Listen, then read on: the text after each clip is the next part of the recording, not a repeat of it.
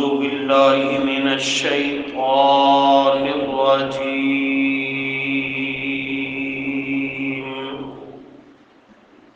بسم الله الرحمن الرحيم.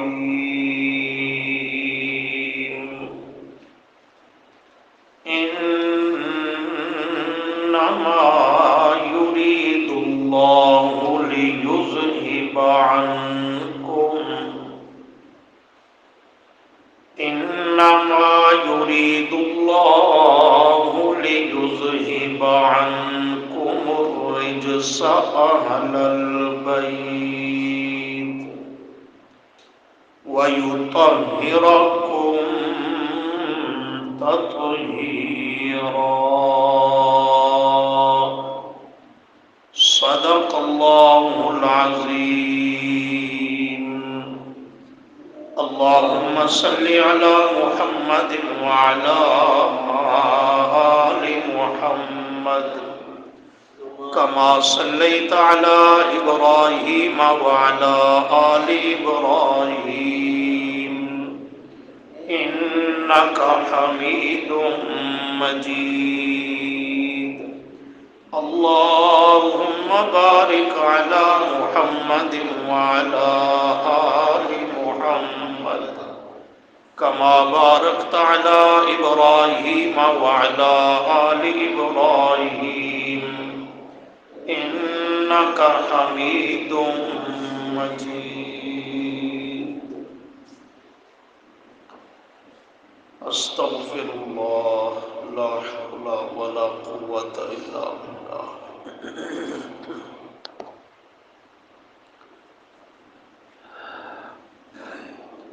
جیسا کہ گزشتہ سبق کے اخیر پہ ذکر کیا گیا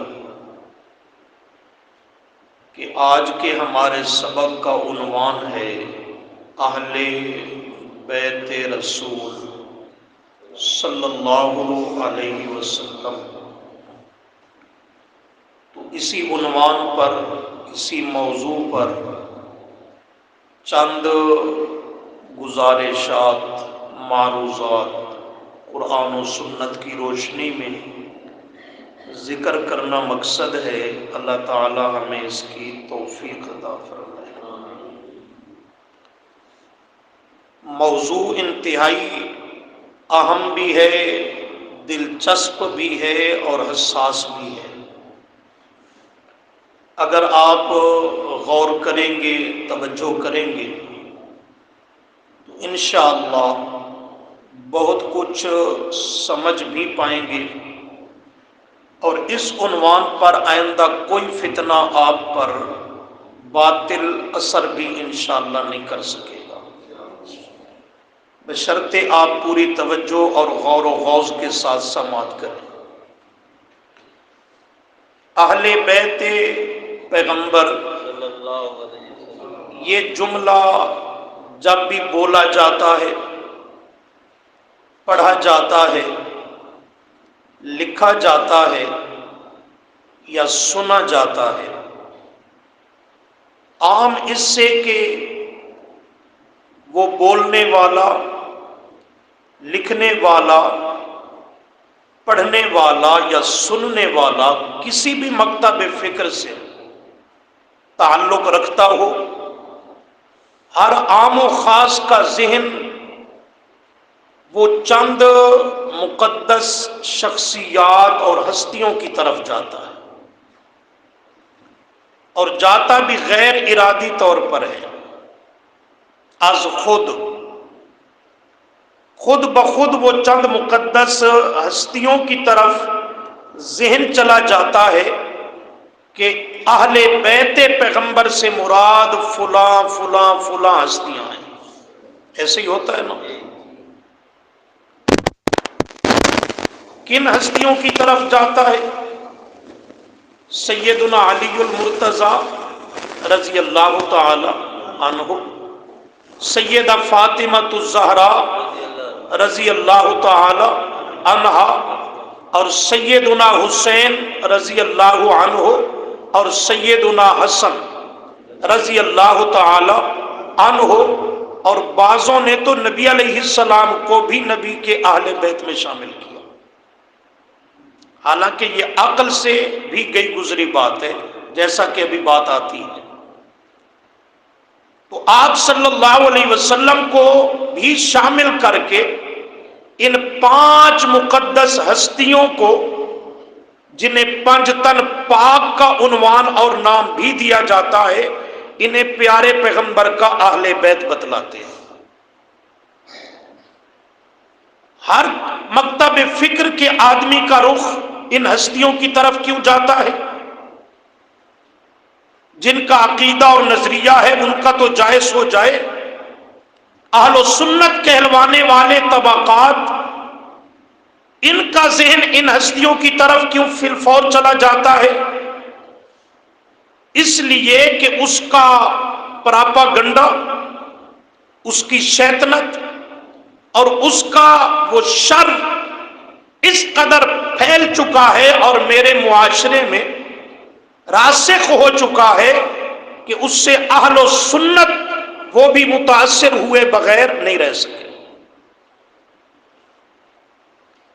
سب سے بنیادی بات کیا عرض کر رہا ہوں کہ جب بھی اہل بیت پیغمبر کا نام، عنوان، یہ جملہ کسی بھی رنگ اور صورت میں سامنے آتا ہے، سماعتوں سے ٹکراتا ہے یا زبان پہ آتا ہے، تو فوراً ذہن جاتا ہے نبی علیہ السلام کی طرف، حضرت علی رضی اللہ عنہ کی طرف، سیدہ فاطمہ رضی اللہ عنہا کی طرف، اور سیدنا حسن و حسین رضی اللہ عنہما کی طرف۔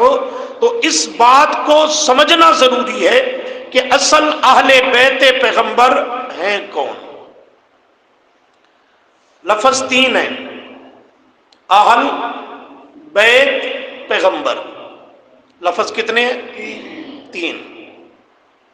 اہل بیت پیغمبر، اہل کا معنی والے، اہل کا معنی صاحب، والے، سمجھنا۔ بیت کا معنی گھر، پیغمبر، پیغمبر کے، پیغمبر، پیغمبر کے۔ لفظ کتنے ہیں؟ 3۔ اہل کا معنی والے، بیت کہتے ہیں کس کو؟ گھر کو، پیغمبر کے۔ تو اہل بیت پیغمبر کا معنی کیا ہوگا؟ پیغمبر کے گھر والے۔ معنی یاد رہے گا نا؟ پیغمبر کے گھر والے۔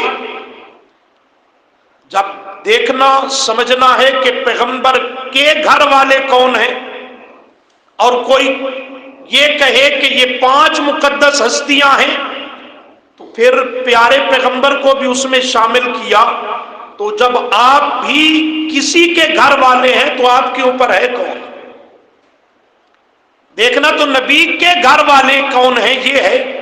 نبی کو بھی آل بیت میں شامل کرے گا تو نبی کے اوپر تو کوئی ہستی ہے کوئی نہیں، تو آپ صلی اللہ علیہ وسلم کیسے آپ کے اہل بیت میں شامل ہوں گے؟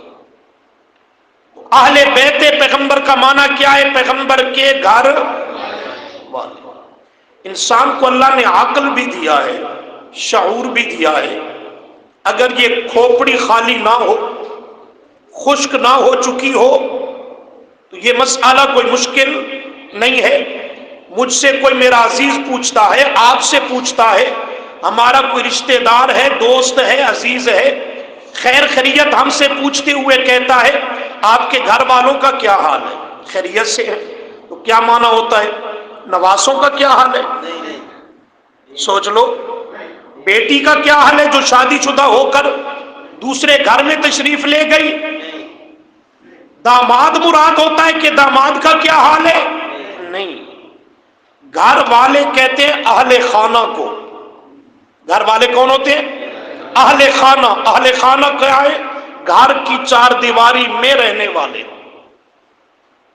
گھر کی 4 دیواری میں رہنے والے، اور گھر کی 4 دیواری میں رہنے والی بیوی ہے، اہل و عیال، بچے اور آل اولاد ہے۔ ایک جگہ پہ میری بات ہوئی ایک ملنگ سے، تو میں نے اسے کہا اہل بیت آپ کے ہاں کون ہے؟ اس نے یہی 5 ہستیوں کا تذکرہ کیا۔ میں نے کہا یہ تو ہو گئے نبی علیہ السلام کے اہل بیت، حضرت علی کے اہل بیت کون ہیں؟ حضرت علی کے اہل بیت کون ہیں؟ چپ۔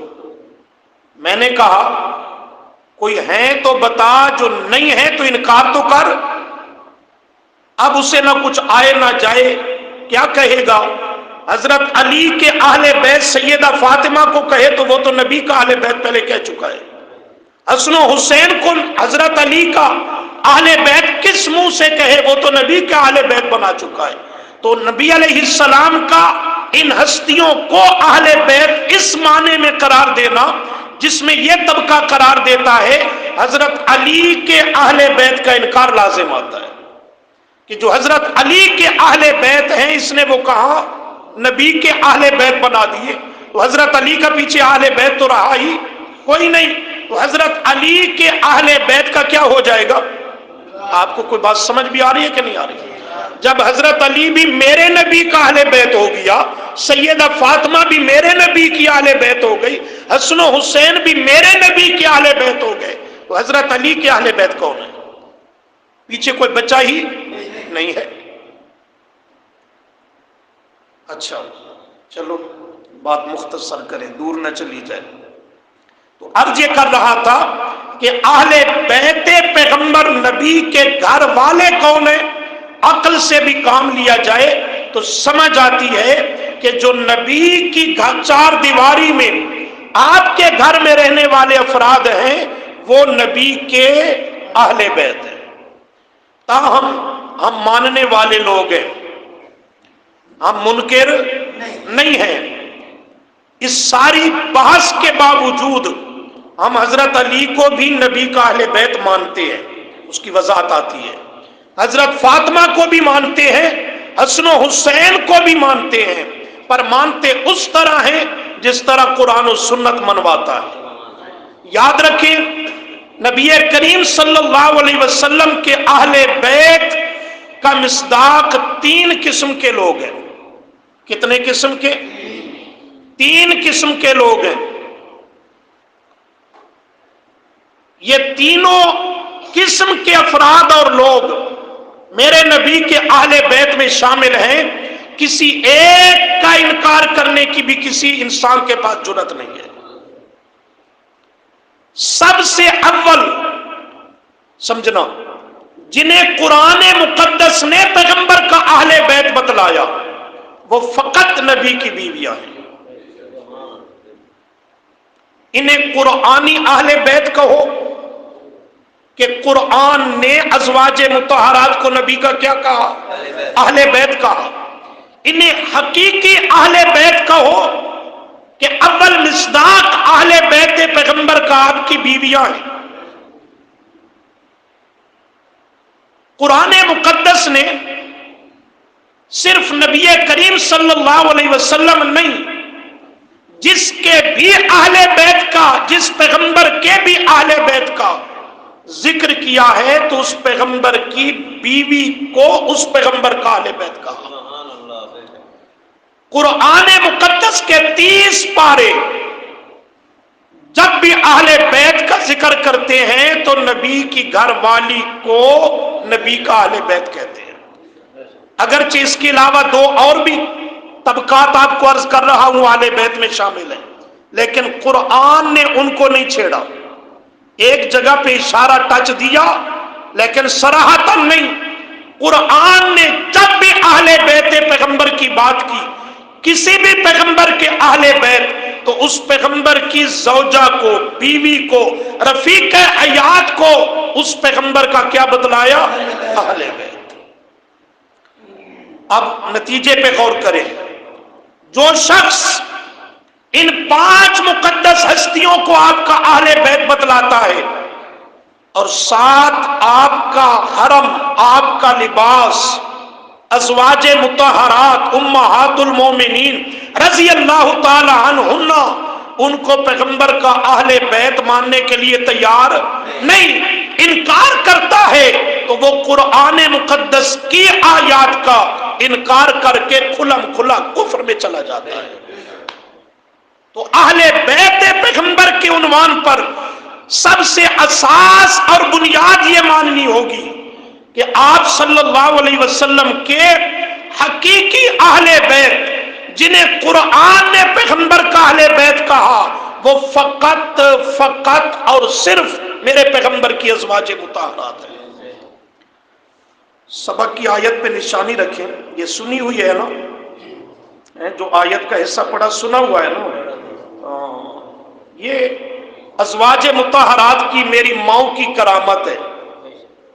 توجہ ہے آپ کی کہ یہ آیت وہ طبقہ بھی پڑھتا ہے بڑے زور شور سے کہ جو پیارے پیغمبر کی بیویوں کو اہل بیت مانتا نہیں ہے، لیکن اس کی زبان سے بھی رب میرا یہ آیت پڑھواتا ہے کہ مان یا نہ مان، یہ آیت پڑھ کر کے تو پیغمبر کی بیویوں کو آپ کا اہل بیت مانے گا۔ اب آئیے ذرا 16ویں پارے کا ایک مقام دیکھیں، جہاں حضرت موسیٰ علیہ السلام کے اہل بیت کا ذکر آئے گا، صفحہ 498۔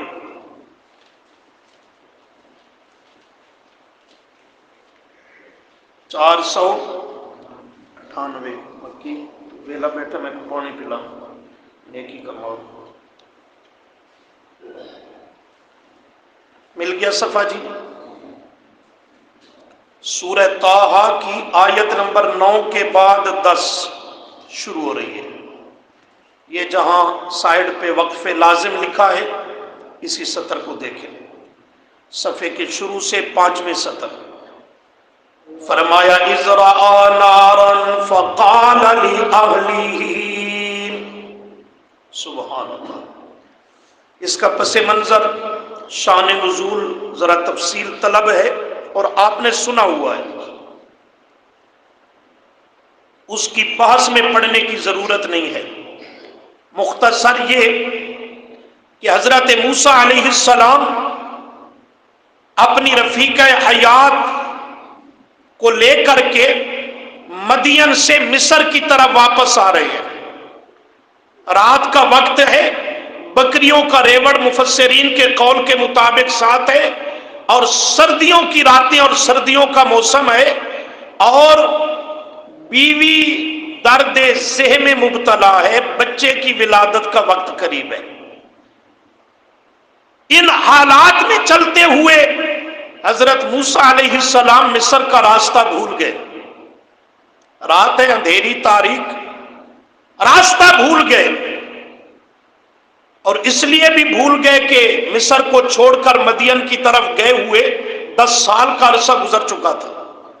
10 سال کے بعد واپس آ رہے ہیں مصر کی طرف، راستہ بھول گئے اور انجانے میں چل رہے ہیں کہ شاید ہم اپنی منزل کی طرف جا نکلیں۔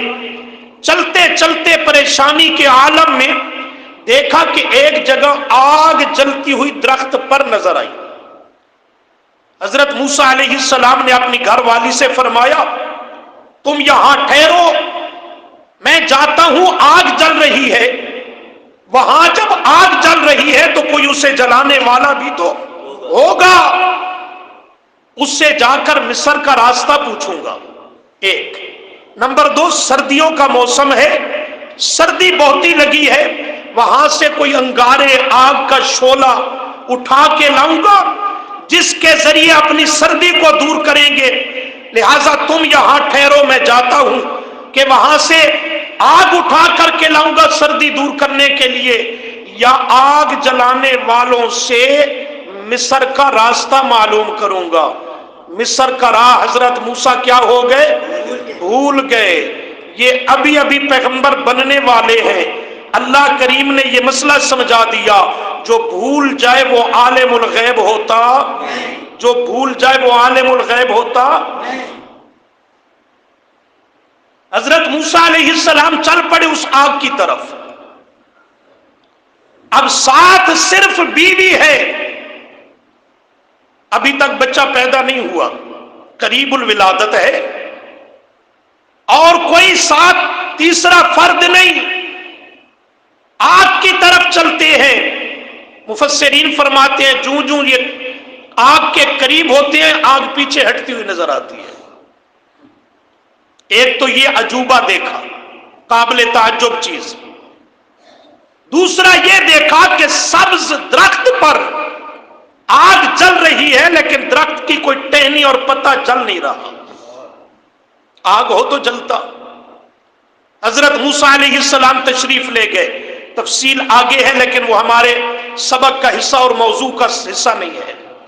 وہاں پہنچے تو کوئی آگ جلانے والا نظر نہیں آیا، کوئی ہو تو نظر آتا۔ حضرت موسیٰ علیہ السلام پریشانی کی حالت میں رکے تو اللہ کی طرف سے آواز آئی، انی انا اللہ۔ دوسری جگہ پہ انی انا ربک، میں تیرا رب ہوں، میں تیرا اللہ ہوں، پریشان نہ ہو، غم نہ کر۔ یا اللہ میرے لیے کیا حکم ہے؟ اللہ کریم نے فرمایا ہم نے آپ کو اپنے بندوں میں سے چن لیا ہے منصب نبوت اور رسالت کے لیے، لہذا نبی بن گئے۔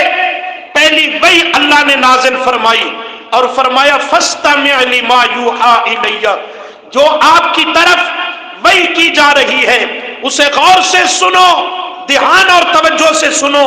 وہ وحی پہلی کون سی کی؟ اللہ کریم نے فرمایا اننی انا اللہ لا الہ الا انا فاعبدنی واقم الصلاۃ لذکری، بے شک میں اللہ ہوں آپ سے کلام کرنے والا، یہ میری طرف سے وحی اور پیغام ہے، اور پیغام ہے لا الہ، لا الہ پڑھو، لا الہ الا اللہ، کہ میرے سوا کوئی مشکل کشا، حاجت روا، بگڑیاں بنانے والا، کھوٹی قسمتوں کو کھڑا کرنے والا، سجدے کے لائق، رکوع طواف کے لائق، نظر و نیاز منت منوتی کے لائق، میرے سوا کوئی سور و پکار کے لائق نہیں، الا اللہ، صرف کون ہے؟ عبادت کرو، صرف اللہ کی عبادت کرو۔ لہٰذا یہ میرا پہلا پیغام ہے، فاعبدنی، میرے موسیٰ پیغمبر پہلے خود اس پر عمل کر کے میری خالص عبادت کرو، پھر قوم کے سامنے جا کر یہ میرا پیغام پہنچاؤ اور سناؤ کہ عبادت چلے گی تو صرف کس کی چلے گی؟ صرف کس کی چلے گی؟ اللہ ہی کی چلے گی، نہ قبر مزار کی، نہ گھوڑے تازیے تابوت کی، نہ دلدل کی۔ رب کے سوا کسی کی عبادت، پوجا، سور و پکار نہیں چلے گی، وہ کسی بھی صورت میں عبادت ہو، نظر و نیاز کی شکل میں کیوں نہ ہو۔ یہ ان دنوں میں نظر اللہ نیاز حسین، اگر یہ کفر نہیں تو دنیا میں پھر کوئی کفر نہیں ہے۔ اور اس کے لیے دیگے پکانے بھی ضروری نہیں، میٹھے ٹھنڈے مشروب کی سبیلیں لگانی بھی ضروری نہیں۔ یہ ریوڑیاں اور چنے بھی اسی درجے کے حرام ہیں جس طرح دیگر اشیاء غیر اللہ کے نام کی نظر و نیاز کی حرام ہے۔ اجتناب کرو گے، بچو گے کہ نہیں بچو گے؟ ہوش سے کام لو، ہوش سے۔ اپنی نسلوں کو تباہ نہ کرو، اپنے ایمان اور عمل کو تباہ نہ کرو۔ مرنا ہے، رب کے حضور جانا ہے، وہاں پائی پائی کا حساب لیا جائے گا۔ عقیدے اور ایمان کے معاملہ میں غیور بن جاؤ، میرا رب عملی کوتاہیاں خود معاف کر دے گا۔ اس لیے کہ جو عمل میں کوتاہی کرتا ہے وہ گناہگار ہوتا ہے، وہ مجرم ہوتا ہے۔ گناہگار اور مجرم کی معافی تلافی ہو سکتی ہے، جو ایمان اور عقیدے میں گڑبڑ کرتا ہے، شرک کرتا ہے، کفر کرتا ہے، بدعت کرتا ہے، وہ صرف گناہگار اور مجرم نہیں، وہ باغی ہوتا ہے، وہ غدار ہوتا ہے۔ غدار اور باغی کی معافی کی کوئی صورت نہیں ہوتی۔ عرض یہ کر رہا تھا، کافی دن ہو گئے مسئلہ توحید نہیں آیا، طبیعت گڑبڑ ہو رہی ہے، مجبوری ہے ہماری۔ کوئی بھی موضوع ہو، کوئی بھی عنوان ہو، کوئی بھی ماحول ہو، کیسے بھی حالات ہوں، توحید نہ ہو تو کچھ بھی نہیں ہے، پھر بیان کا مزہ ہی کوئی نہیں۔ دو ہی چیزیں ہیں، بیان میں اللہ کا قرآن ہو اور مسائل میں سے مسئلے توحید ہو، بس پھر کام پورا ہے۔ تو حضرت موسیٰ علیہ السلام سبحان اللہ وہاں پہنچے، رب نے نبوت و رسالت سے نواز دیا۔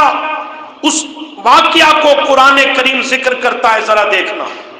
فرمایا اذ رأى نارا، اذ کرو مانا، جب رأى دیکھا حضرت موسیٰ علیہ السلام نے کس چیز کو دیکھا؟ نارن، آگ کو دیکھا، وہ جلتی ہوئی آگ کو دیکھا، جسے آگ سمجھ رہے تھے، حقیقت میں تو رب کے نور کی تجلی تھی، آگ نہیں تھی۔ دیکھ کر کے فرمانے لگے فقال، پس فرمایا حضرت موسیٰ علیہ السلام نے، کس کو فرمایا؟ لِأَهْلِهِ، ذہن حاضر رکھنا، کس کو فرمایا حضرت موسیٰ نے؟ لِأَهْلِهِ، اپنی اہل کو فرمایا، اپنی اہل کو فرمایا۔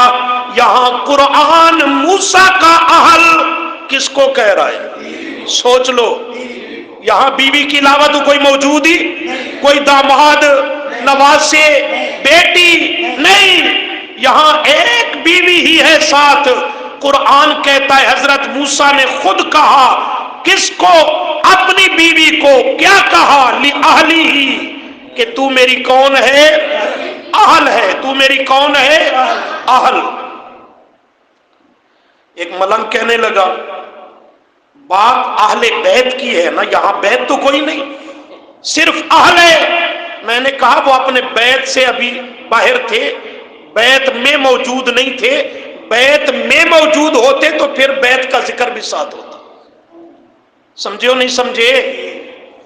کہتا ہے موسیٰ کی اہل کا ذکر ہے، اہل بیت کا تو نہیں ہے۔ اس آیت کو دلیل کیسے بنایا؟ میں نے کہا تجھے اہل بیت، بیت کا معنی سمجھ نہیں آتا۔ حضرت موسیٰ علیہ السلام گھر میں نہیں تھے، حالت سفر میں تھے۔ جب بیت میں گھر میں تھے ہی نہیں تو بیت کا ذکر کہاں سے آتا؟ سمجھے ہو نہیں سمجھے؟ گھر میں ہوتے، بیت میں ہوتے، پھر لِأَهْلِهِ خالی نہ ہوتا، ساتھ بیت کا بھی ذکر ہوتا۔ سمجھ گئے؟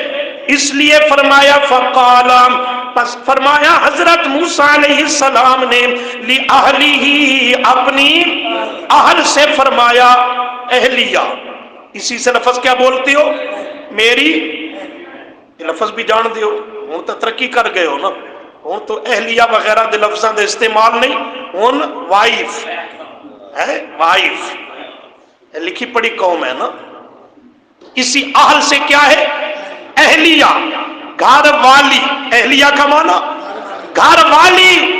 لِأَهْلِهِ، آپ نے یہاں سے اتنا جملہ ذہن میں رکھنا ہے کہ موسیٰ پیغمبر کی اہلیہ، اہل، وہ کون ہے؟ موسیٰ کی بیوی، حضرت موسیٰ علیہ السلام کی بیوی۔ ان سے فرمایا امکسو، ٹھہرو یہاں، امکسو، ٹھہرو، میں جاتا ہوں، انی آنست نارا، بے شک دیکھا ہے میں نے آگ کو، میں جاتا ہوں وہاں، کیا کروں گا جا کر؟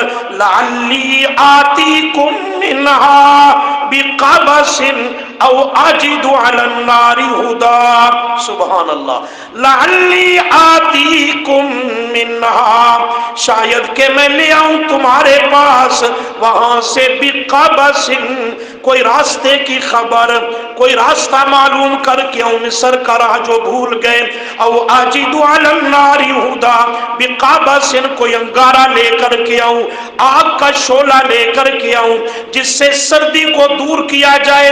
نمبر 2، او اجد، یا میں پاؤں گا، علی النار، وہاں آگ کے پاس، ہدن، ہدن، کوئی رہبر و رہنما جو ہمیں مصر کا راستہ بتائے گا، اس کی رہنمائی کرے گا۔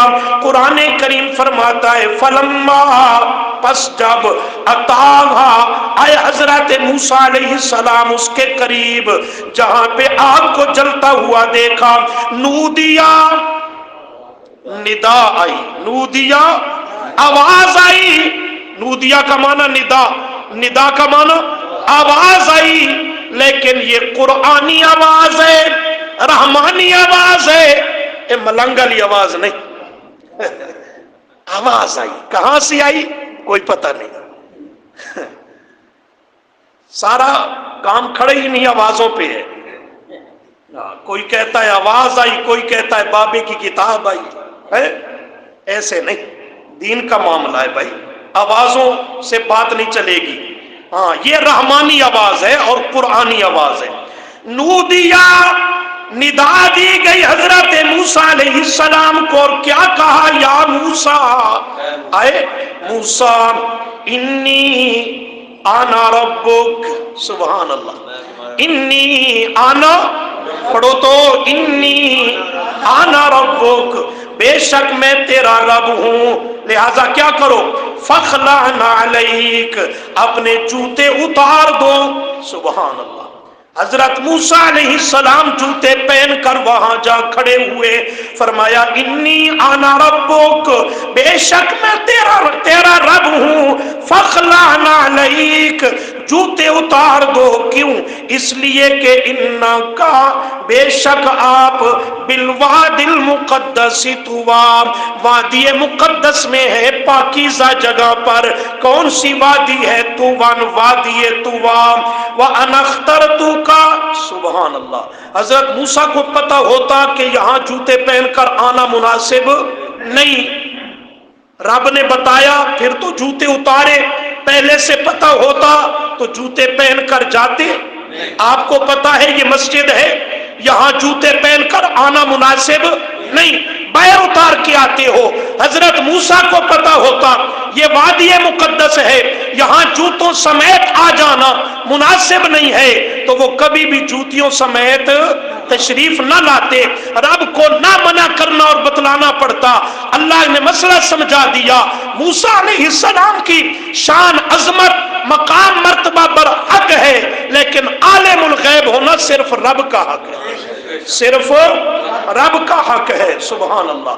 وَأَنَا اخْتَرْتُكَ، میں نے آپ کو اختیار کر لیا، چن لیا، لہذا فَاسْتَمِعْ، فَاسْمَعْنَا، فَاسْتَمِعْ، دھیان سے سنو، توجہ سے میرے موسیٰ، لما یوحیٰ، اس وحی کو جو آپ کی طرف کی جا رہی ہے، وہ وحی کیا ہے اور کس کی طرف سے ہے؟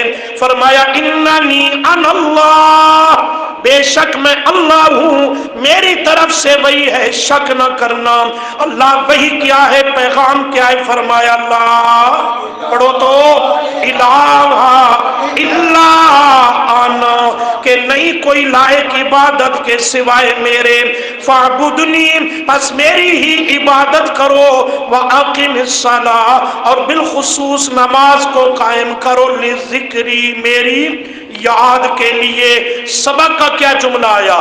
فقال لأہلہ، حضرت موسیٰ کی بیوی، موسیٰ پیغمبر کی اہل ہے، 20واں پارہ، 20واں پارہ سورۃ القصص۔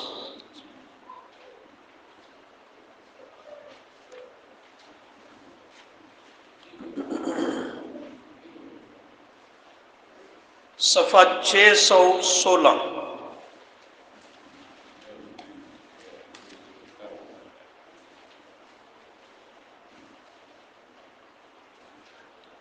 مل گیا جی؟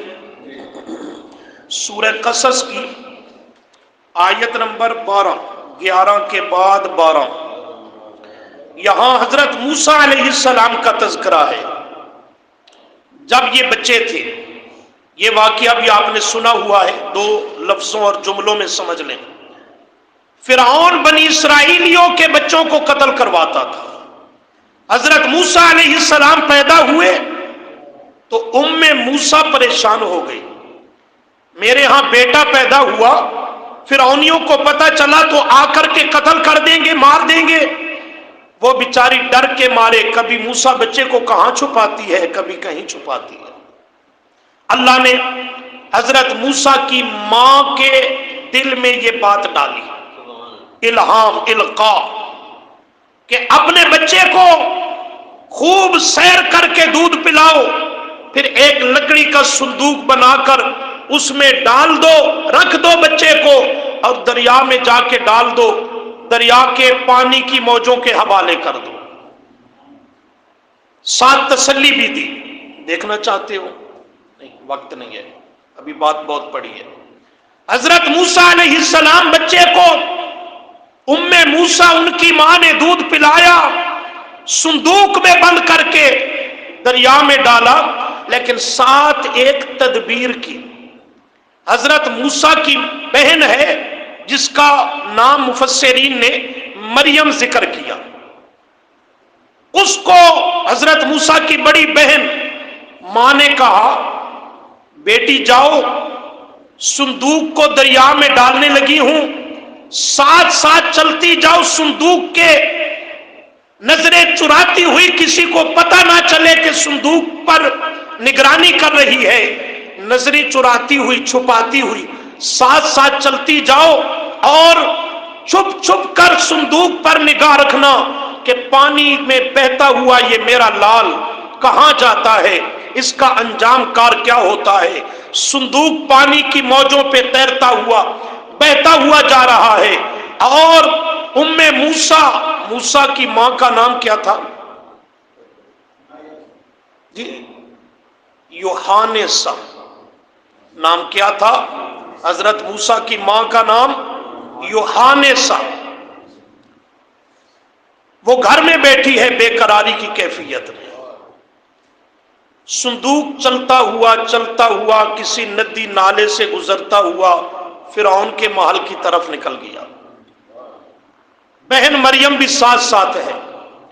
فرعون کے وزیروں مشیروں نے اٹھایا، کیا صندوق ہے، شاید کوئی اس میں خزانہ ہو، شاہی محل میں لائے۔ صندوق کو کھولا گیا، وہ مریم بچی بھی ساتھ ساتھ چلتی ہوئی شاہی محل میں آ گئی۔ دیکھوں تو صحیح بھائی کا انجام کیا ہے، نتیجہ کیا ہے۔ جو ہی سبحان اللہ، اللہ جب حفاظت کے انتظام کرتا ہے نا تو کیسا اپنا قدرت کا اظہار دکھاتا ہے۔ جو ہی صندوق کو کھولا گیا تو بی بی آسیہ علیہ السلام اللہ، جو فرعون کی بیوی تھی، تب تک ایمان نہیں لائی تھی، بے اولاد تھی۔ فرعون کے ہاں اولاد تھا تو انا ربکم الاعلی ہے، بے ایمان، ربوبیت میں ہاتھ ڈالنے والا، لیکن اپنی گود اولاد سے خالی ہے۔ رب نمونے دکھاتا ہے نا۔ جو اس صندوق کو کھولا گیا، بی بی آسیہ نے موسیٰ بچے کے چہرے پر دیکھا، اللہ فرماتے اس کے دیکھنے کی دیر تھی، ہم نے موسیٰ بچے کی محبت بی بی آسیہ کے دل میں ڈال دی۔ ایسی محبت ڈالی، بی بی آسیہ اپنے جسم کے ٹکڑے تو کروا دے گی پر موسیٰ بچے کو نقصان نہیں پہنچنے دے گی۔ فرعونی آ گئے، درباری حواری، وہ ہوتے ہیں نا چیلے چمچے، مشورہ دینے لگے، بنی اسرائیلیوں کا بچہ لگتا ہے، اسے مروا دینا چاہیے۔ فرعون بھی آگ بگولا ہویا، اسے قتل کر دینا چاہیے۔ بی بی آسیہ نے کہا پیچھے ہٹ جائیے، ہوگا تو فرعون بے اون اپنے مقام پہ، بچے کو قتل نہیں کرنا، ہماری اولاد نہیں، اس کو بیٹا بنا لیں گے اور ہمیں نفع دے گا، اس کو قتل کرنے کی اجازت نہیں۔ فرعون منہ لٹکا کے پیچھے ہو گیا۔ ایتھے تا وڈا وڈا دی پھوک نکل ویندی ہے، بیوی جو ہے ایسے ہے کہ نہیں؟ تجربے کی تھی بیٹھے ہو تو سب، پیچھے ہٹ گیا۔ ٹھیک ہے جی، ٹھیک ہے، جیسے آپ کا حکم ہو، نہیں قتل کرواتے، کوئی بات نہیں۔ بی بی آسیہ نے حضرت موسیٰ بچے کو لیا، پیار دیا، اسے شاہی بستر کے اوپر سلا دیا۔ فرعون کہنے لگا یہ معصوم بچہ ہے، دودھ پینے کی عمر میں، اس کی کفالت کیسے ہوگی، پرورش کیسے ہوگی؟ اعلان کر دیا دائیوں کو بلایا جائے، دودھ پلانے والیوں کو۔ اللہ فرماتے ہیں تو کر لے اپنے جتن جتنے کر سکتا ہے، ہم نے جو موسیٰ کی ماں سے وعدہ کر رکھا ہے، ہم کبھی وعدہ خلاف کرنے والے نہیں ہیں۔ جو دودھ پلانے والی عورت آتی ہے موسیٰ بچے کو اٹھا کے چھاتی سے لگاتی ہے، اللہ موسیٰ کے کان میں کہتا ہے خیال کرنا اپنی ماں کے علاوہ تمام عورتوں کا دودھ میں رب نے تجھ پہ حرام کر دیا ہے۔ وہ منہ پیچھے کر لیتا ہے، ایک آتی ہے، دوسری آتی ہے، پانچویں آتی ہے، 10ویں آتی ہے، ناکام ہو گئے، پریشان، یہ تو بیچارہ بچہ ہے، ویسے اس کی جان نکل جائے گی، ضائع کر بیٹھیں گے، کیا کرنا چاہیے؟ وہ موسیٰ کی بہن یہ سارا ماجرا دیکھ رہی ہے، بڑی سمجھدار تھی، اس نے موقع پا کر کے اب ان کے پاس کوئی راستہ چارہ کار نہیں رہا، کہا اگر تمہاری اجازت ہو تو میں ایسے گھرانے کی طرف تمہیں رہنمائی کرتی ہوں جو اس بچے کو دودھ بھی پلائیں گے، پرورش کفالت بھی کریں گے، اور ہیں بھی اس بچے کے لیے بڑے ہمدرد اور خیر خواہ۔ وہ تو پہلے سے آرزو میں تھے، کوئی ایسی صورت سامنے آئے، کوئی بچے کی جان بچانے کا راستہ نکلے، کہنے لگے ضرور اسے بلائیے، سبحان اللہ، اسے بلائیے، کہنے لگی نہیں، وہ بڑی باعزت خاتون ہے، باپرد ہے، وہ آنے کے لیے تو کبھی تیار نہیں ہوگی، البتہ بچے کو اس کی طرف لے جایا جائے مسئلہ حل ہو سکتا ہے، کیونکہ اللہ نے وعدہ کر رکھا تھا پچھلی آیتوں میں، وہ بات میں نے چھوڑ دی ہے ساری۔ اللہ نے حضرت موسیٰ کی ماں سے وعدہ کیا تھا میرا حکم مان کر بچے کو دریا کے حوالے کر دو، میں ضائع نہیں ہونے دوں گا، تیری گود میں واپس لاؤں گا۔ اب ماں چل کے آتی تو ماں چل کے آتی نا، بچہ تو ماں کی طرف نہ جاتا۔ اللہ کا وعدہ تھا بچہ تیرے پاس واپس لوٹاؤں گا، کہنے لگی وہ نہیں آئے گی، اسے لے جانا ہوگا بچے کو۔ سبحان اللہ، اللہ کی عظمتوں پہ قربان جاؤں، ہمارا یقین جو نہیں رہا، ہم اس کے وعدوں سے غافل ہیں، وگرنہ اس کے وعدوں پہ یقین، رب پہ بھروسہ اور کامل توکل ہو تو کبھی انسان کو اللہ شرمسار نہیں ہونے دیتا۔ ہمارے یقین کا فقدان اور کمی ہے۔ فرعون نے آرڈر دیا شاہی پروٹوکول کے ساتھ بچے کو اس گھرانے میں لے جایا جائے، یہ بچہ واپس لے جانے لگے، اور اللہ کریم نے اپنا وعدہ پورا کرتے ہوئے اس اعزاز کے ساتھ موسیٰ کو اپنی ماں کی گود میں پہنچا دیا ہے۔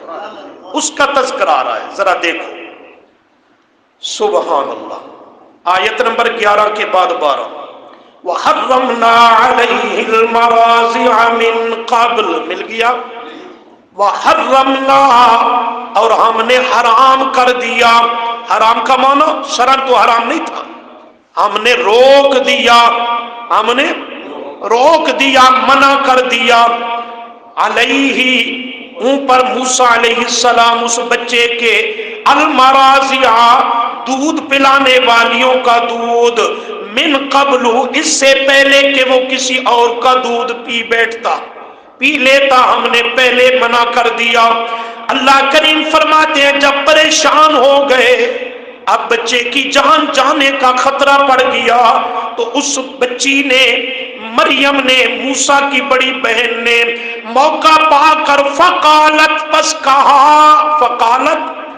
کہا حل ادلکم، توجہ رکھنی ہے سبق کا جملہ، حل ادلکم، کیوں پریشان ہوتے ہو، کیا میں تمہیں باخبر نہ کر دوں، میں تمہیں پتہ نہ بتلا دوں، کس کا، علی اہل بیت، علی، ایسے اہل بیت کا، ایسے سمجھاتا ہوں، ایسے اہل بیت کا تمہیں پتہ نہ بتلا دوں، یکفلونہ لکم، یکفلونہ، جو کفالت کریں گے اس بچے کی، لکم، تمہارے کہنے پر اور تمہارے لیے، वहुम और वो लहू उस बच्चे के लिए नासिहून बड़े खैर खा और हमदर्द साबित होंगे।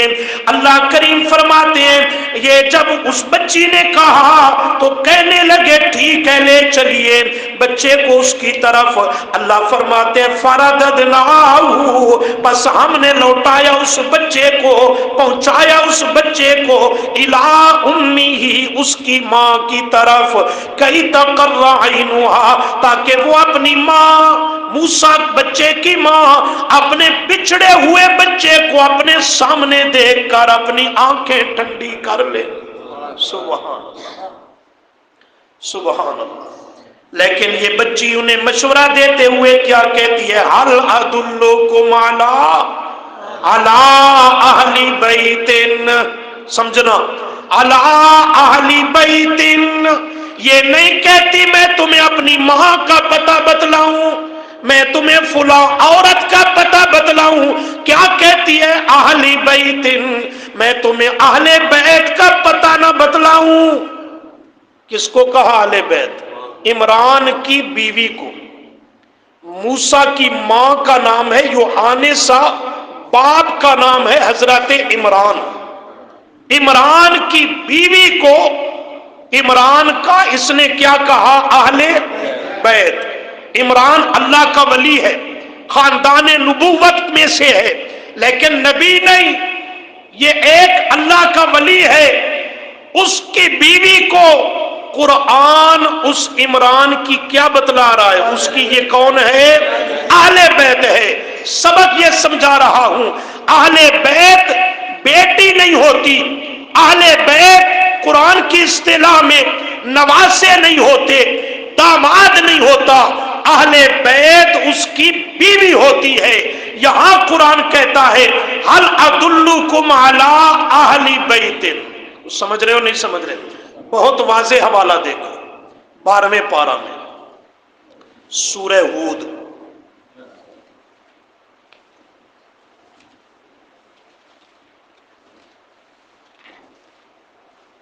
सफ़ा 365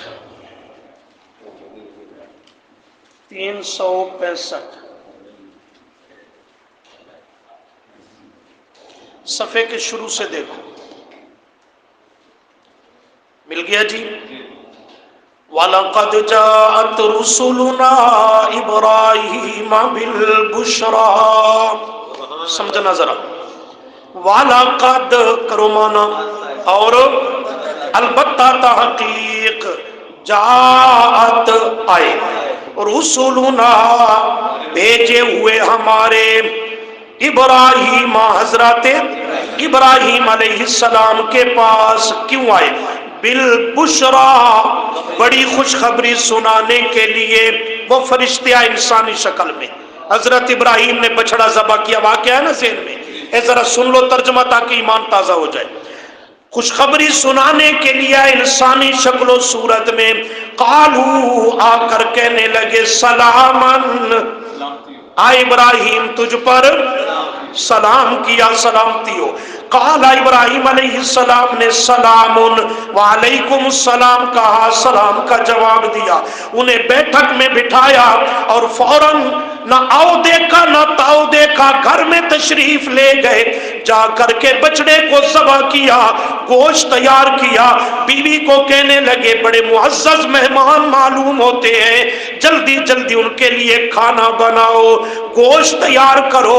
अल्लाह फरमाते हैं फमा लबिसा, बस नहीं ज्यादा देर गुजरी, बहुत जल्द और करीब ही, अंजा बिइज्लिन हनीज, अंजा हजरत इब्राहीम लेकर के आ गए वो बड़े बड़े परात, बड़े बड़ी वो बर्तन, उसमें रख के लाए। और कैसे लाए, बिइज्लिन हनीज, वो तला हुआ और भुना हुआ गोश्त वो उनके लिए तैयार करके आए और आ करके इन मेहमानों के सामने रख दिया। मुझ पानी तो नहीं होने लग गया।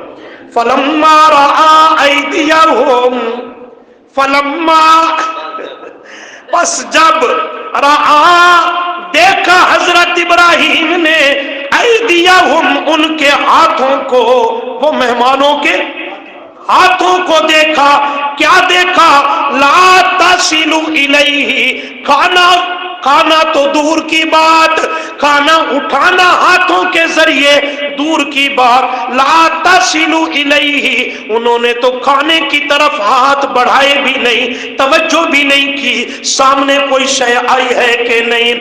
یہ ان کا کھانے سے عدم دلچسپی، توجہ بھی نہ کرنا کھانے کی طرف، بے رغبتی حضرت ابراہیم علیہ السلام اس وجہ سے ناکیرہ ہو۔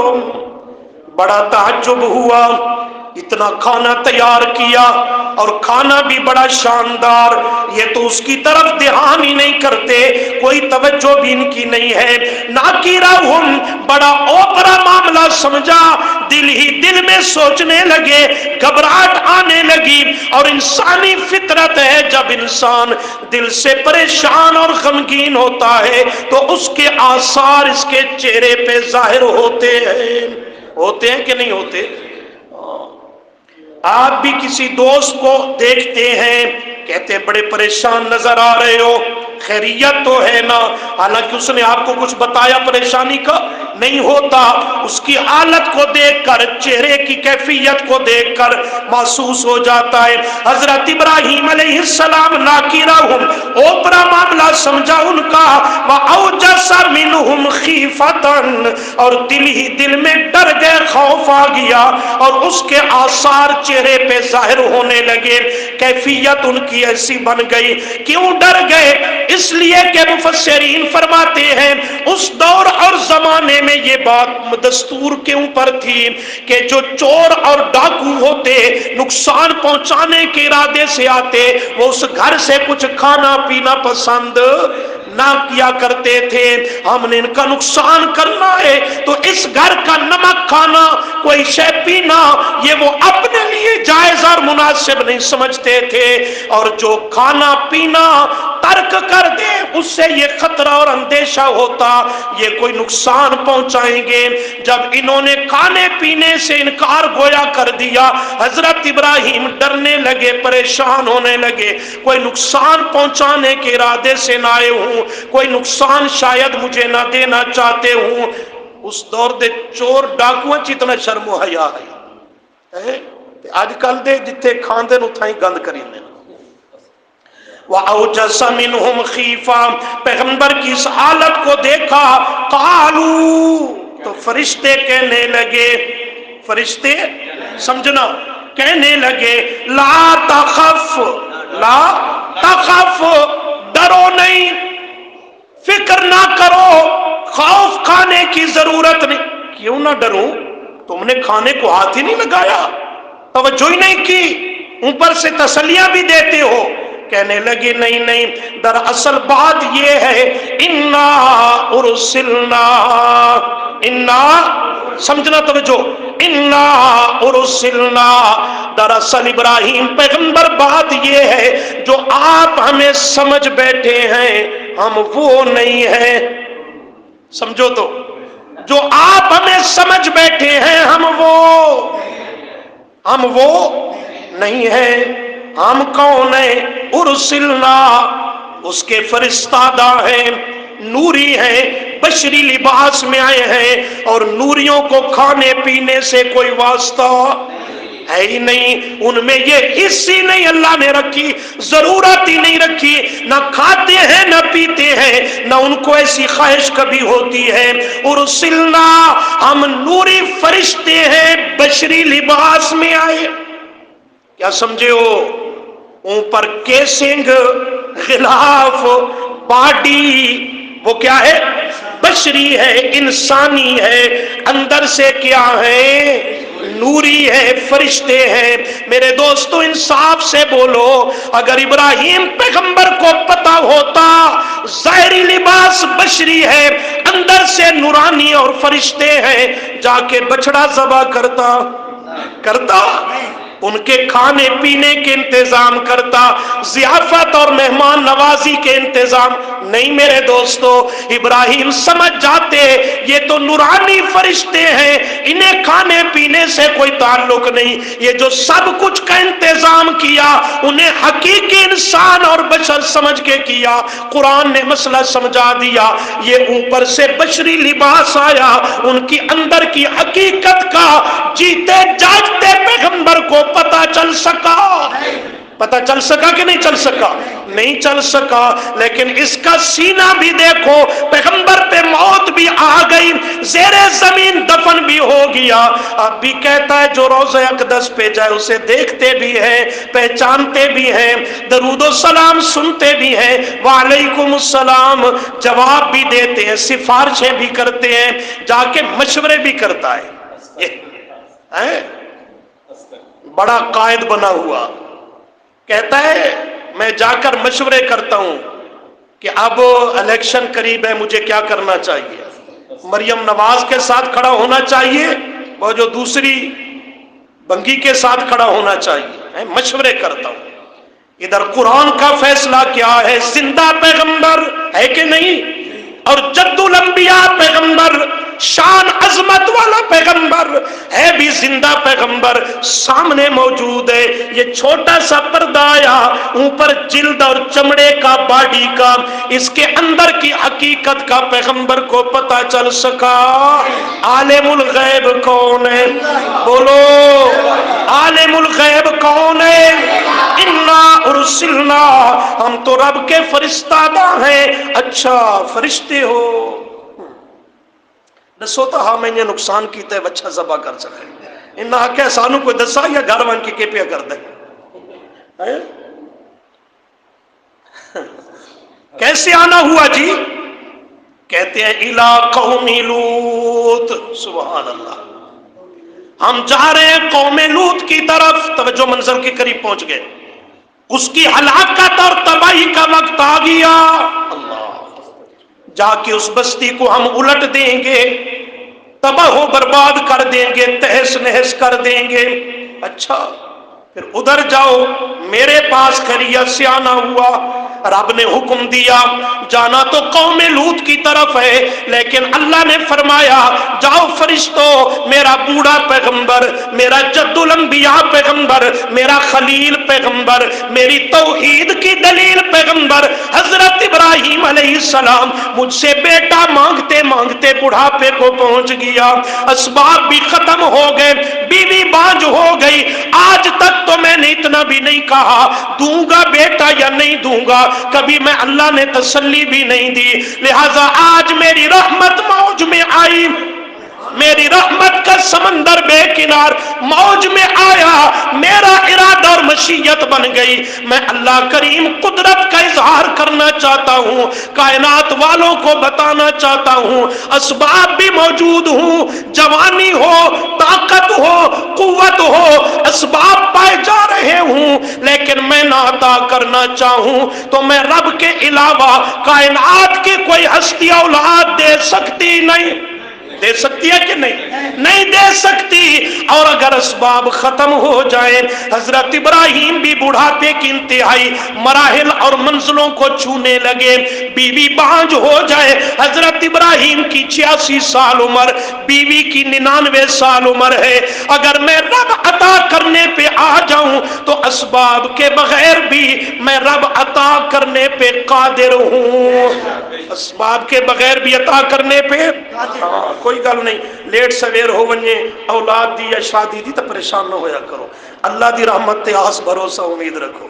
اللہ کریم فرماتے ہیں یہ حضرت ابراہیم اور فرشتوں کے درمیان مکالمہ اور گفتگو چل رہی تھی، ادھر پیچھے بیوی سارا کون ہے یہاں؟ حضرت اسماعیل کی جو ماں ہے، حضرت ابراہیم کی 2 شادیاں تھی، ایک ہی کالے پریشان نہ ہو، حضرت اسماعیل کی جو بیوی ہے، حضرت اسماعیل کی ماں، وہ ماں ہاجرہ ہے، وہ کون ہے؟ سیدہ ہاجرہ علیہ السلام اللہ، اور حضرت اسحاق کی جو ماں ہے، حضرت ابراہیم کی دوسری بیوی، وہ مائی سارہ ہے۔ یہاں حضرت بی بی سارہ ہے رضی اللہ عنہا، وہ یہ سارا مکالمہ سن رہی ہے.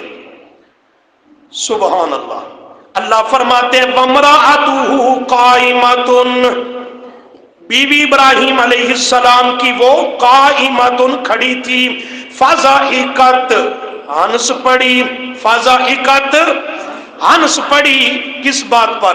میرا ابراہیم خاوند اللہ کا عظیم و شان پیغمبر ان کے لیے کھانے کے انتظام کرتا رہا، وہ تو کھانے پینے والی مخلوق بھی نہیں تھے. فضحکت ہنس پڑی. ادھر فرشتوں نے خوشخبری دی، فبشرناها بس خوشخبری دی. اللہ فرماتے ہیں ہم نے فرشتوں کے ذریعے حضرت مائی سارہ کو اور حضرت ابراہیم کو کس کی بھی اسحاق بیٹا بھی عطا کروں گا. نام بھی ابھی سے رکھ کے میں خود دے رہا ہوں، نام اس کا رکھنا اسحاق. سبحان اللہ. اللہ کریم بس فرمایا نہیں وَمِن وَرَاءِ اسحاق یعقوب، ساتھ دوسری خوشخبری بھی دے رہا ہوں، یہ بیٹا اسحاق بڑا ہوگا، جوان ہوگا، آگے خود اس کی شادی ہوگی، اس کو بھی بیٹا عطا کروں گا، ابراہیم کا پوتا، اور اس کا نام بھی میں رب خود رکھ کے ابھی سے دیتا ہوں، اس کا نام رکھنا یعقوب. سبحان اللہ.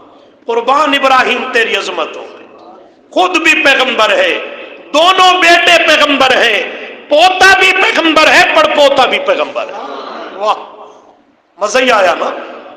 سبحان اللہ. وَمِن وَرَاءِ اسحاق یعقوب. سبحان اللہ. وہ مائی سارا پہلے تو ہنس رہی تھی، لیکن جب بیٹے کی خوشخبری سنی تو اب تعجب میں آ گئی. قالت، سمجھنا، کہنے لگی یا ویلتا، ہائے ہائے یہ کیسی بات کہہ دی فرشتوں تم نے.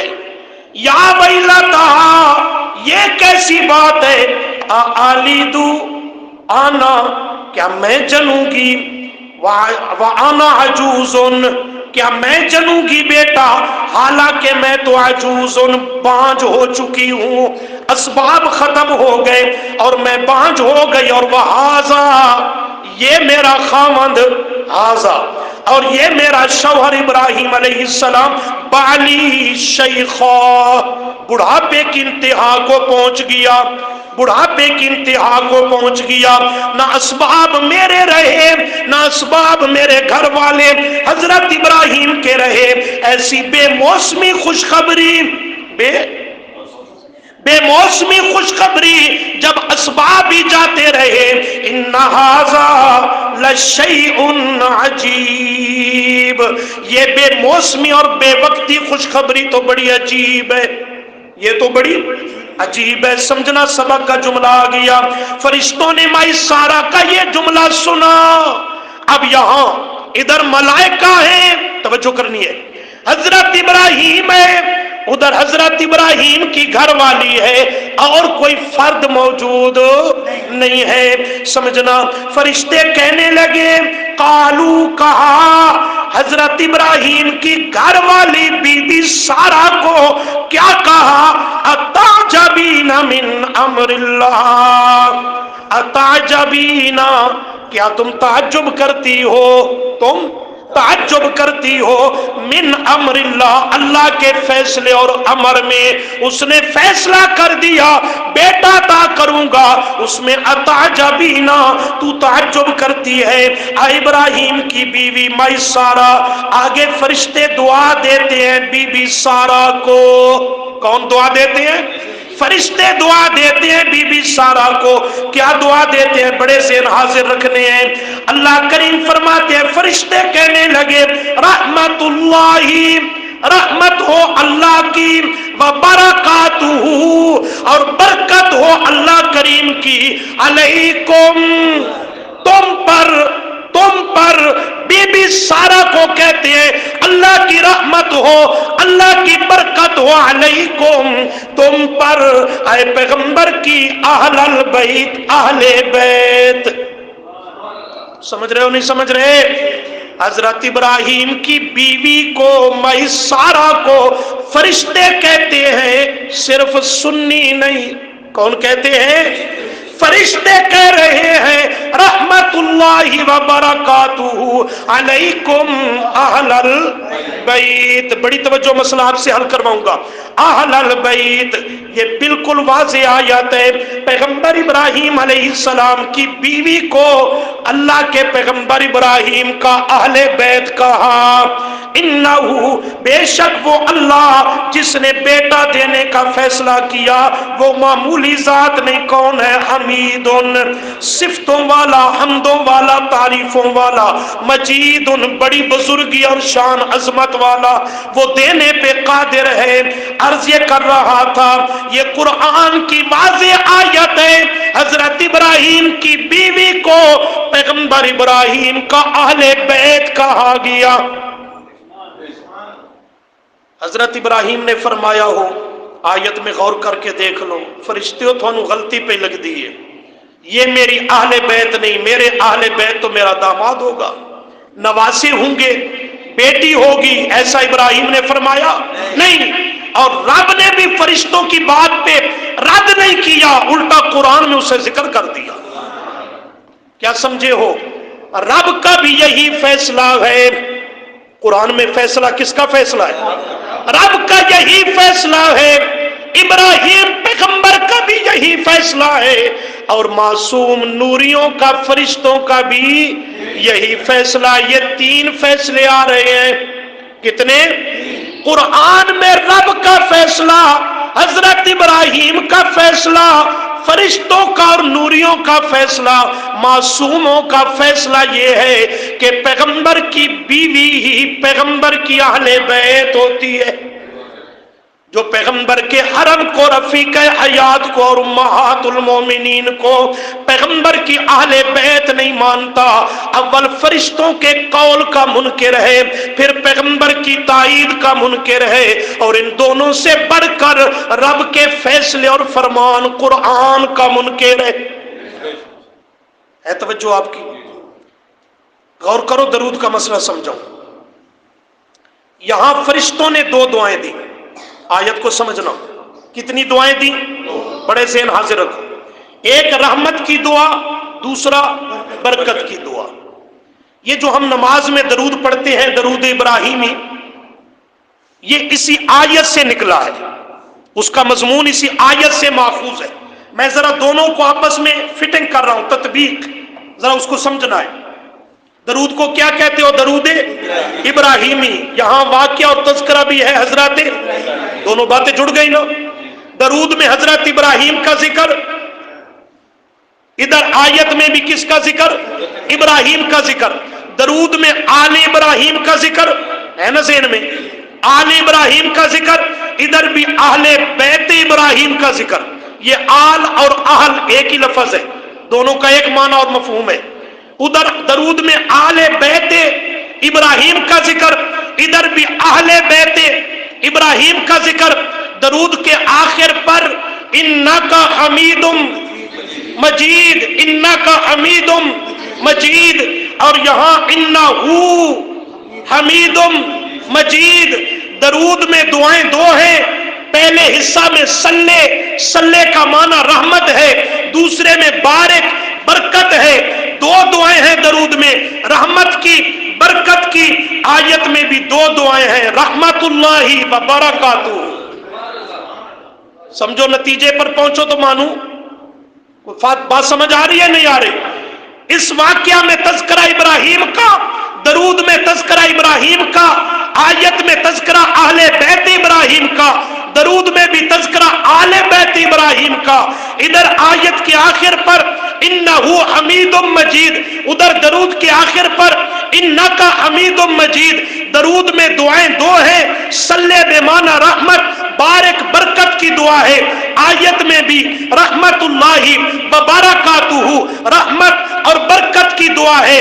تو اس سے ہمیں یہ بات سمجھ آتی ہے کہ درود شریف میں جہاں اللہم صلی علی محمد وعلی آل محمد، آل محمد سے مراد پیارے پیغمبر کی بیویاں، ازواج مطہرات، آل بیت پیغمبر، امہات المومنین مراد ہیں. جیسے آیت میں اور درود میں آل آل ابراہیم سے پیغمبر ابراہیم کی بیوی میسارہ مراد ہے۔ سمجھے ہو نہیں سمجھے؟ آپ درود پڑھتے ہوئے یہ ذوق دل میں رکھا کرو، میری ماں کی عظمتیں کتنی اللہ نے بلند کر دی ہیں، قربان جاؤں اپنی ماں کے تقدس پہ۔ درود میں ہر نمازی ہر نماز کے اندر جہاں آمنہ کے لال پہ درود بھیجتا ہے وہاں میری ماں عائشہ پہ درود بھیجتا ہے، سیدہ حفصہ پہ درود بھیجتا ہے، تمام ماں پہ درود بھیجتا ہے۔ تو یہ آیت بالکل واضح ہے اس باب میں کہ پیغمبر کی بیوی کو اللہ کریم نے پیغمبر کا کیا کہا؟ سبق کی آیت پہ آؤ۔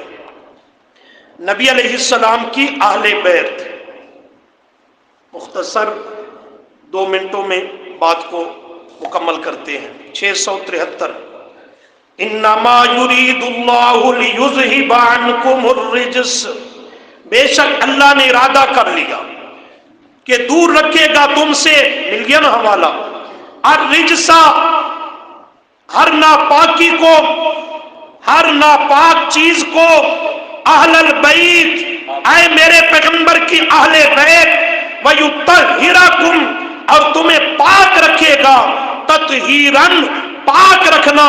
اللہ کے قرآن نے اس آیت پر بھی میرے محبوب صلی اللہ علیہ وسلم کی بیویوں کو، امہات المومنین کو میرے نبی کا اہل بیت بتلایا ہے۔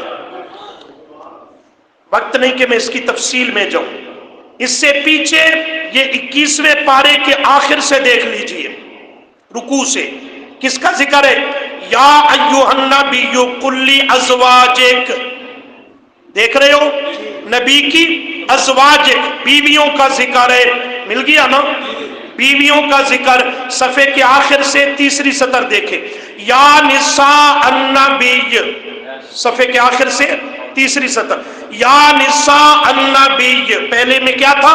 قل لازواجک، اب یا نساء النبی، اے میرے نبی کی گھر والیوں، نبی کی بیویوں۔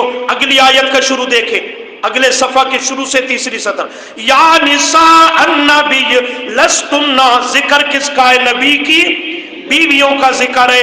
اگلی آیت کا شروع دیکھیں، وَقَرْنَ فِي بُيُوتِكُنَّ وَلَا تَبَرَّجْنَ تَبَرُّجَ الْجَاهِلِيَّةِ، ذکر میرے نبی کی بیویوں کا ہے، صفحے کے آخر سے 2 سطر۔ اس آیت تطہیر کے بعد والی، وَاذْكُرْنَ مَا يُتْلَى فِي بُيُوتِكُنَّ مِنْ آیَاتِ اللَّهِ وَالْحِکْمَةِ، اس میں بھی حکم اور تذکرہ میرے نبی کی بیویوں کا ہے۔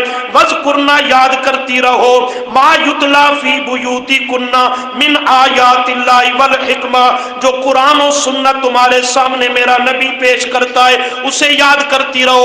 آیت سے پہلے بھی میرے نبی کی بیویوں کا ذکر، آیت کے بعد بھی میرے نبی کی بیویوں کا ذکر، تو درمیان میں آیت تطہیر ہے، اس میں اہل بیت سے مراد بھی میرے نبی کی بیویاں۔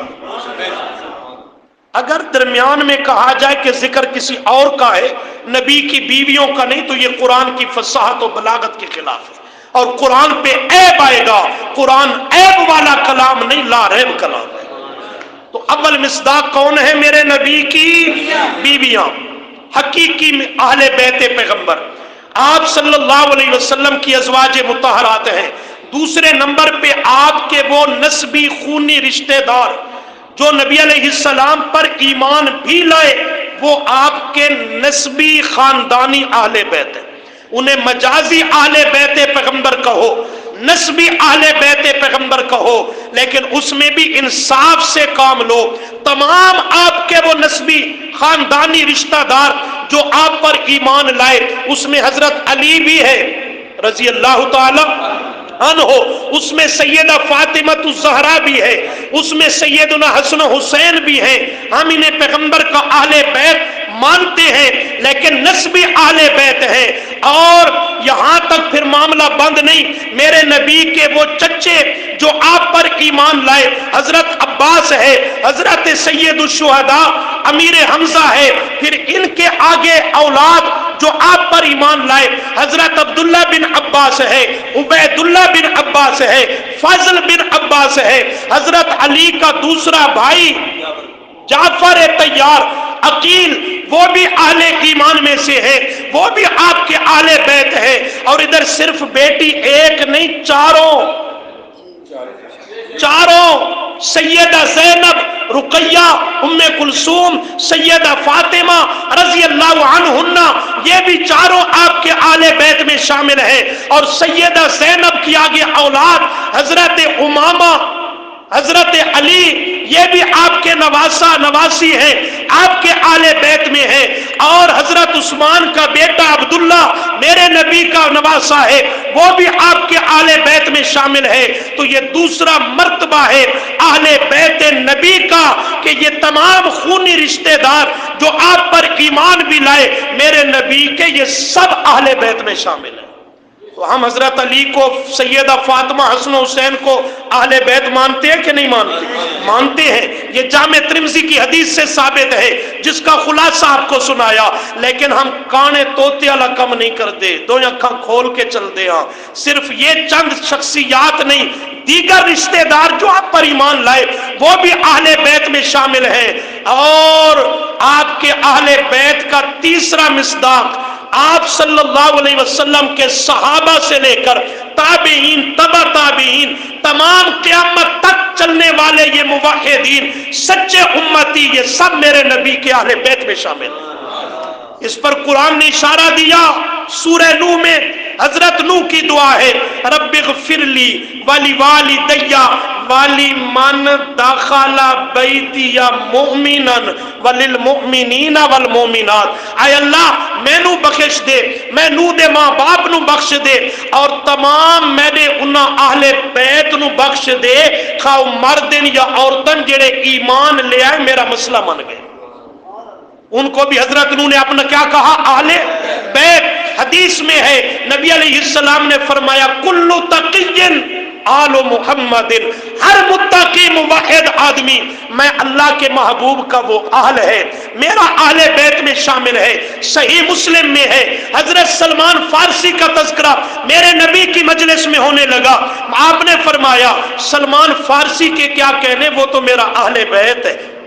حالانکہ کوئی خونی رشتہ، علاقائی رشتہ، وہ فارس کا، ایران کا رہنے والا ہے. حضرت سلمان فارسی رضی اللہ عنہ صرف ایمان کا رشتہ ہے.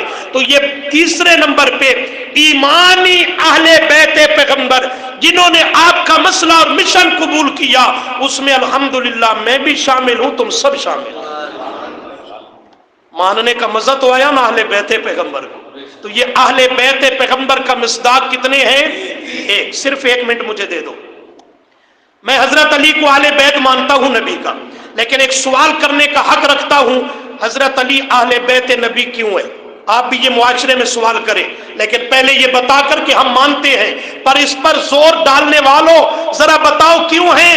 اس کے جواب 2 ہی ہو سکتے ہیں، تیسرا بانی کوئی نہیں سکتا. ایک اس لیے حضرت علی میرے نبی کا اہل بیت ہے کہ میرے نبی کا چچا زاد بھائی ہے اور ایمان بھی لایا. یہ چچا زاد بھائی ہے، ایمان بھی لایا، میرے نبی کا اہل بیت ہے. میں کہتا ہوں صرف یہی چچا زاد بھائی ہے جو ایمان بھی لایا یا کچھ اور بھی ہیں؟ اسی حضرت علی کا بھائی کھڑا ہے جعفر، عقیل، حضرت عباس کے 3 بیٹے کھڑے ہیں، وہ بھی چچا زاد بھائی بھی ہیں، ایمان بھی لائے. جس وجہ سے حضرت علی میرے نبی کا اہل بیت ہے وہ وجہ ان میں پائی جا رہی ہے نہیں پائی جا رہی؟ تو وہ اہل بیت کیوں نہیں؟ یہ سوال کریں. دوسری وجہ حضرت علی اس لیے میرے نبی کا اہل بیت ہے کہ میرے نبی کا داماد ہے، اس لیے اہل بیت نبی ہے. میں کہتا ہوں ٹھیک ہے، میں مانتا ہوں ایک بیٹی ہے میرے نبی کی، حضرت علی کے نکاح میں آپ اکیلے میرے نبی کے داماد ہیں، جس کے نکاح میں یکے بعد دیگرے 2 بیٹیاں ہیں، دوہرا داماد ہے، ذوالنورین ہے. وہ میرے نبی کا اہل بیت میں شامل کیوں نہیں ہے؟ حضرت ابو العاص سیدہ زینب جس کے نکاح میں میرے نبی کی بیٹی ہے، وہ داماد اہل بیت میں شامل کیوں نہیں؟ یہ ناانصافی اور یک طرفہ فیصلہ کیوں ہے؟ آگے چلیے. سیدہ فاطمہ الزہرا رضی اللہ عنہا میرے نبی کی اہل بیت میں مانتا ہوں ہے، پر کیوں ہے؟ صرف ایک ہی وجہ کوئی بتانے والا بتا سکتا ہے. میرے نبی کی بیٹی ہے، ایمان بھی لائی ہے. میں کہتا ہوں 3 بیٹیاں اور بھی ہیں، ایمان بھی لائی ہے. وہ کیوں اہل بیت میں شامل نہیں مانتا؟ حسن و حسین کو میں مانتا ہوں میرے نبی کے اہل بیت ہیں. کیوں ہے وجہ بتا، ایک ہی وجہ بتائی جا سکتی ہے، دوسری کوئی بن نہیں سکتی۔ میرے نبی پر ایمان بھی لائے، آپ کے نواسے بھی ہیں، میں کہتا ہوں خوبصورت بات ہے، لیکن آگے چل نواسے تو میرے نبی کے اور بھی ہیں، ایمان بھی لائے ہیں۔ حضرت زینب کا بیٹا ہے، حضرت عثمان کا بیٹا ہے، عبداللہ ہے، اور اسی طرح حضرت حسن و حسین کی بہن ہے سیدہ ام کلثوم، سیدہ فاطمہ کے بطن پاک سے ہے، جو حضرت عمر رضی اللہ عنہ کے نکاح میں آئی، رفیق حیات امیر المومنین فاروق اعظم کی ہے، جس وجہ سے حضرت علی اہل بیت نبی ہے، سیدہ فاطمہ ہے، حسن و حسین ہے، وہی وجہ باقیوں میں بھی پائی جا رہی ہے۔ انہیں اہل بیت نبی ماننے کے لیے کیوں تیار نہیں؟ بات سمجھ آئی ہے کہ نہیں سمجھ آئی؟ اللہ سے دعا ہے ہمیں عمل کی توفیق عطا فرمائے۔